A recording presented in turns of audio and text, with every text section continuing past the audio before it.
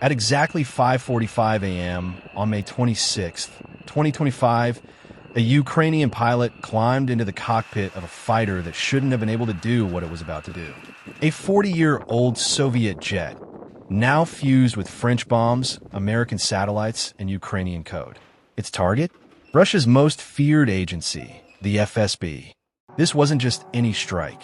This was a direct hit on Putin's old house, the modern successor of the KGB. No one had ever dared to bomb the FSB. Until now, as he taxied onto the runway, the pilot stared at a literal iPad duct-taped to his control panel. Custom GPS antennas. Power lines rerouted through old panels. It was battlefield engineering at its finest and most desperate. At 5:58, the twin engines roared. The MiG-29, now a Frankenstein war machine, tore into the sky with a payload no one ever thought it could carry. At 50 meters altitude, the jet skimmed treetops, bending wheat fields and scattering birds. Invisibility was the only protection from Russian S-400s. To hit the target, the pilot would have to climb from treetop to 5,000 meters in seconds, expose himself to every radar in Western Russia, drop his bombs, and vanish again before the missiles arrived. The target was the Federal Security Service HQ in Glovo, just 5 kilometers from the Ukrainian border. The heart of operations against Ukraine, a symbol of fear, a high-value prize. Hanging from the wings, 2 French AASM Hammer bombs, each one a precision weapon designed to hit a window from 70 kilometers away. They were built for NATO jets, not Soviet dinosaurs. But the Ukrainians had made them work with zip ties, software, and sheer willpower. At 6:22, the jet hit the release point. He pulled back, hard. His radar warning receiver lit up like a Christmas tree. Russian radars from Belgorod to Kursk locked on. Time to drop or die. 2 thuds shook the jet. The ASM bombs were away.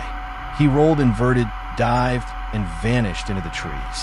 The bombs, now flying themselves, locked onto their target, using GPS and inertial navigation. The jet, gone before the Russians could react.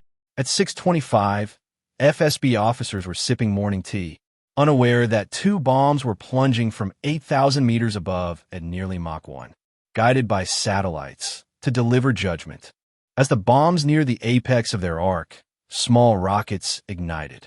These weren't gravity bombs anymore. They were missiles, accelerating through the sky, adjusting trajectory 50 times a second. The S-400 tried. 2 massive interceptor missiles launched. But it was like trying to swat a bullet with a telephone pole.